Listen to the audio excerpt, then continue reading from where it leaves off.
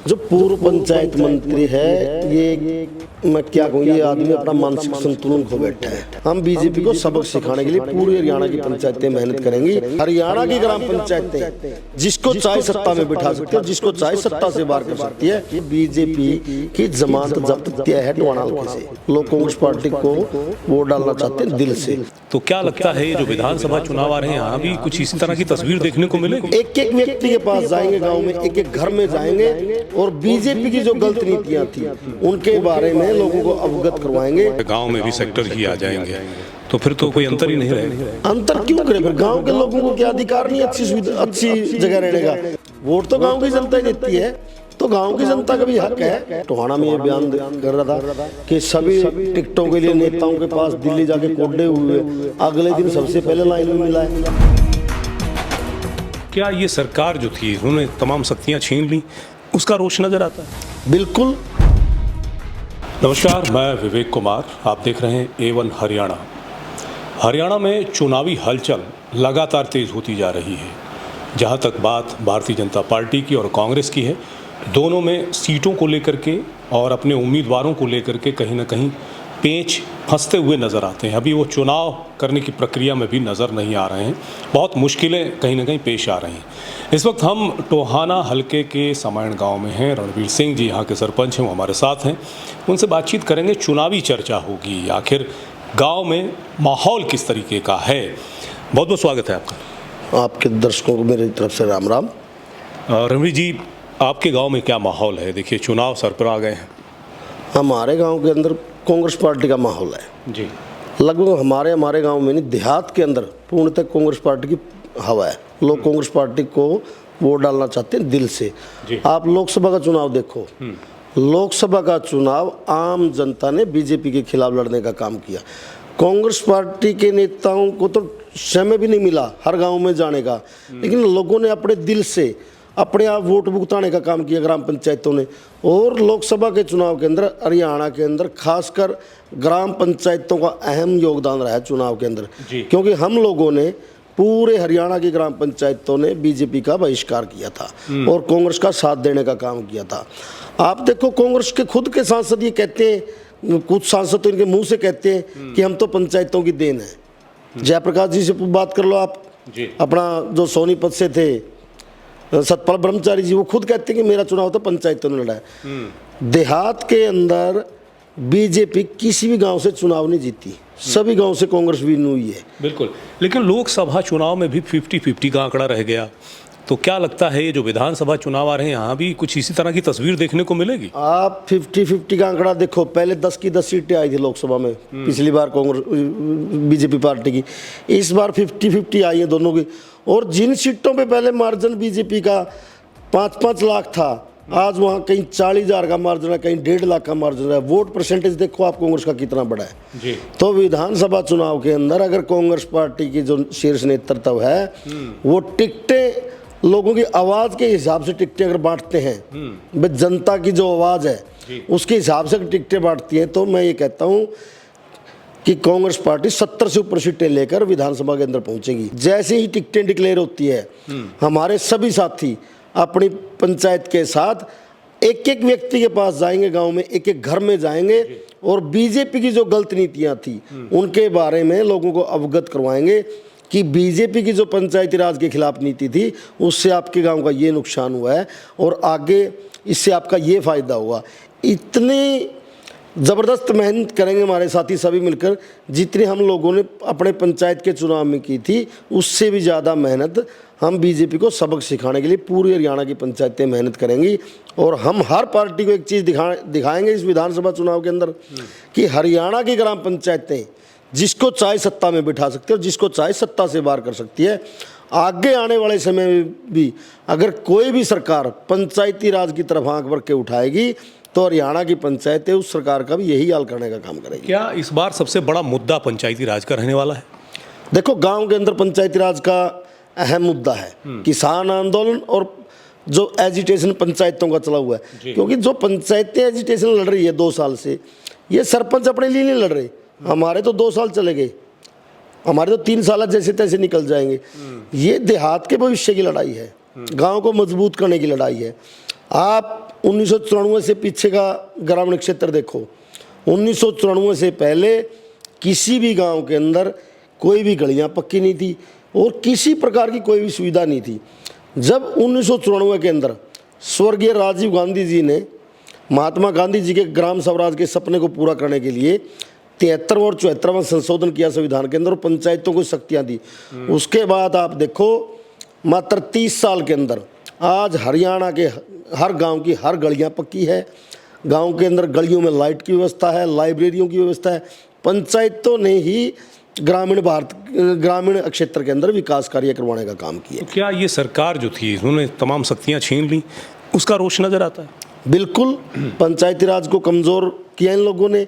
ये लोग धीरे धीरे पंचायती राज को ख़त्म करना चाहते हैं। इन लोगों की सोच है कि जो ग्रामीण क्षेत्र का जो सिस्टम है, पंचायती राज का सिस्टम है जो, इसको बिल्कुल ख़त्म कर दिया जाए। इन लोगों की मंशा ही ग्रामीण क्षेत्र को बर्बाद करने की। ये लोग चाहते हैं कि गांव से लोग पलायन करके शहरों में जाएं और इन लोगों का एजेंडा है कि 2040 तक 60% पॉपुलेशन शहरों के अंदर डाइवर्ट की जाए। ये अपने कारपोरेट साथियों के लिए मजदूर तैयार करने लग रहे हैं। गांव में कोई सुविधा ही नहीं देंगे तो लोग अपने आप, आज हर इंसान जिसके पास थोड़ा बहुत भी कुछ जुगाड़ है वो अच्छी जगह रहना पसंद करता है। अगर गांव में सुविधा ना होगी तो वो क्यों गांव में रहेंगे। आज तक किस सरकार ने किसी भी गांव के अंदर जहाँ इतने बड़े बड़े गांव हैं, 30-30 हज़ार की आबादी है, 20-20 हज़ार की आबादी है, शहरों की तर्ज पर किसी भी गांव में सेक्टर क्यों नहीं काटे। जब इन लोगों की ये शहरों में सेक्टर काट रहे हैं, लोगों को सुविधाएं दे रहे हैं, वही सुविधा गांव के अंदर क्यों नहीं दी। अगर गांव के अंदर सेक्टर काटे जाएं तो लोग गांव से क्यों शहरों में जाकर बसेंगे, क्यों ज़्यादा खर्चा। शहर के अंदर आप एक चीज़ देखो, हर चीज़ का खर्चा ज़्यादा होता है, बिजली का लगा लो, पानी का लगा लो, रहने का लगा लो, तो गांव में सुविधा नहीं देना चाहते। रणवीर जी, गांव और शहर में फिर अंतर क्या रह जाएगा? अगर जो है गांव में भी सेक्टर ही आ जाएंगे तो फिर तो कोई अंतर ही नहीं रहेगा। अंतर क्यों करे? फिर गांव के लोगों को क्या अधिकार नहीं अच्छी सुविधा, अच्छी जगह रहने का? गांव के लोग, सबसे ज़्यादा पॉपुलेशन देहात के अंदर है, 68.84% जनसंख्या गांव के अंदर रहती है। वोट गांव की जनता के है। तो जब वोट इन लोगों के है, सरकार ये लोग बनाते हैं, तो इन लोगों को सुविधा क्यों नहीं देते? शहरों के अंदर तो लोग ऐसा भी हो जाता है कई बार, मौसम के हिसाब से वोट भी नहीं डालने जाते। वोट तो गांव की जनता ही देती है।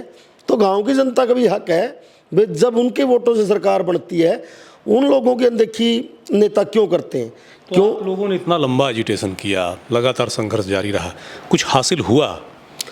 हासिल देखो, भाजपा सरकार बैकफुट पे आई है, 2 लाख से 21 लाख पे आई, कुछ और अधिकार दिए गए, लड़े हैं तो हमें जीत मिली है। अगर लड़ाई ना लड़ते तो ये लोग क्यों देते, हमें कुछ नहीं देते।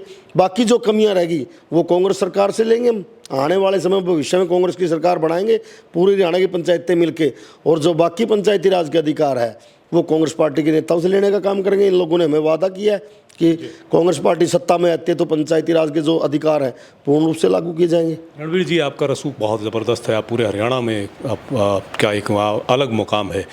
अगर हम इस टोहाना विधानसभा क्षेत्र को लेकर के बात करें तो अभी क्या स्थिति आप देख रहे हैं? यहाँ से जो पूर्व विधायक कहेंगे और पंचायत मंत्री रहे, वो जो है एक बार तो कहीं ना कहीं बातचीत चल रही थी कांग्रेस से, फिर अब उन्होंने जो है दामन थाम लिया बीजेपी का। तो क्या लगता है ये किस तरह की स्थिति यहाँ बनती हुई नज़र आ रही है? जो पूर्व पंचायत मंत्री है, ये मैं क्या कहूँ, ये आदमी अपना मानसिक संतुलन खो बैठा है। ये आदमी एक रात में ही अपनी जुबान से पलटता है। आप लोगों ने देखा 4 दिन पहले टोहाना में ये बयान कर रहा था कि सभी टिकटों के लिए नेताओं के पास दिल्ली जाके कोडे हुए, अगले दिन सबसे पहले लाइन में मिला है। जब कांग्रेस ने मना कर दिया, बीजेपी की तरफ भाग लिया। बीजेपी के अंदर जो लोग 10 साल से मेहनत कर रहे हैं और जो लोग 10 साल से इस आदमी की गाड़ियाँ खा रहे हैं बीजेपी वाले, वो लोग इसको वोट थोड़ा देंगे।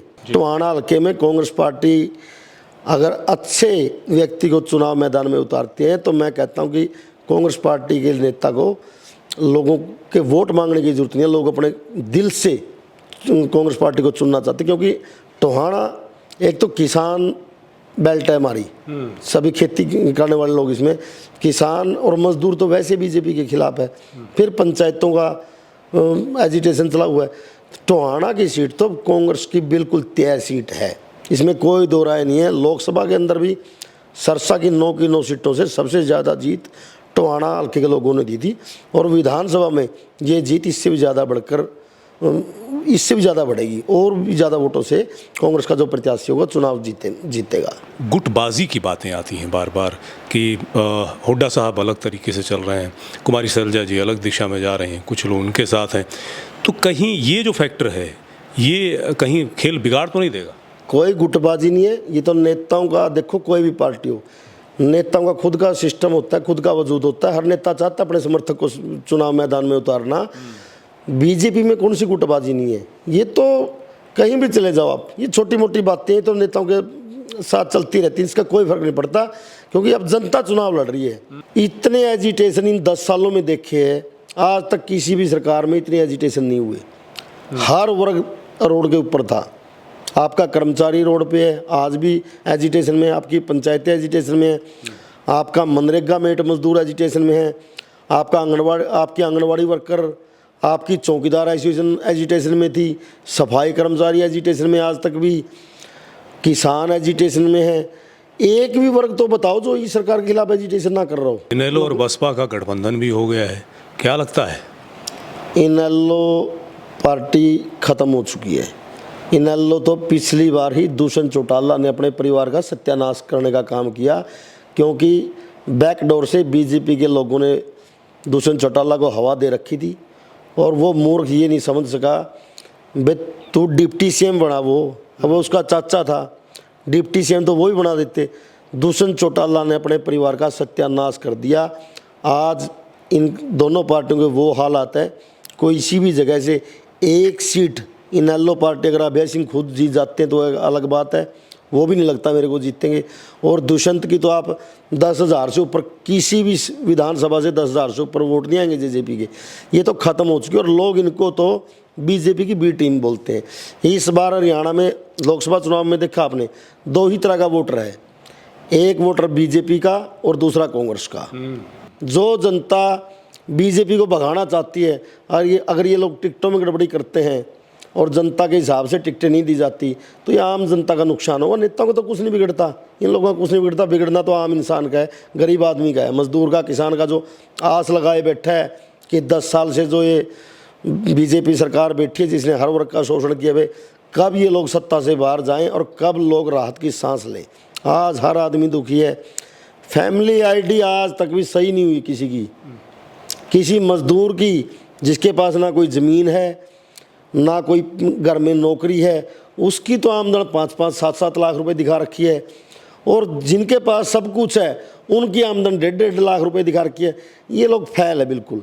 किसान दुखी है, भाई पोर्टल 4-4, 5-5 दिन, 10-10 दिन पोर्टल नहीं का चलता, कब वो पोर्टल चलता है, फिर फसलें फिर ये ऑनलाइन करवाते हैं, फिर फसल बिकती है, खाद भी पोर्टल पे, हर चीज़ पोर्टल पे। चीज़ों को बड़ा कॉम्प्लिकेटेड कर दिया है। इन लोगों ने तो हरियाणा एक प्रयोगशाला बना रखा था, कोई भी चीज़ हरियाणा में प्रयोग, ये गुजरात के अंदर क्यों पोर्टल है ही नहीं बिल्कुल भी।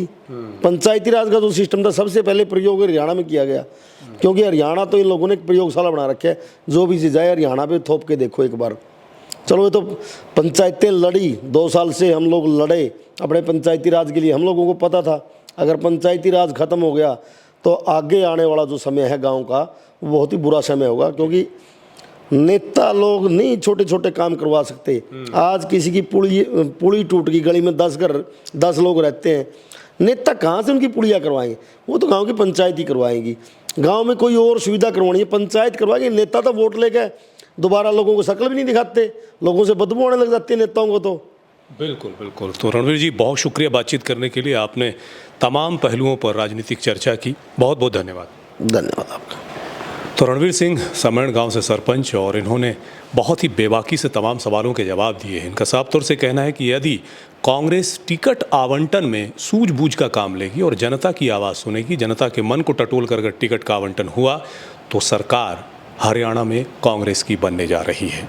बहुत बहुत शुक्रिया। राजनीतिक हलचलों की तमाम खबरें A1 हरियाणा पर आपको इसी तरह से दिखाते रहेंगे। बने रहिए A1 हरियाणा पर। यदि आपने A1 हरियाणा को सब्सक्राइब नहीं किया है तो अभी सब्सक्राइब कर लें। यहाँ पर खबरों का सिलसिला लगातार जारी है। नमस्कार।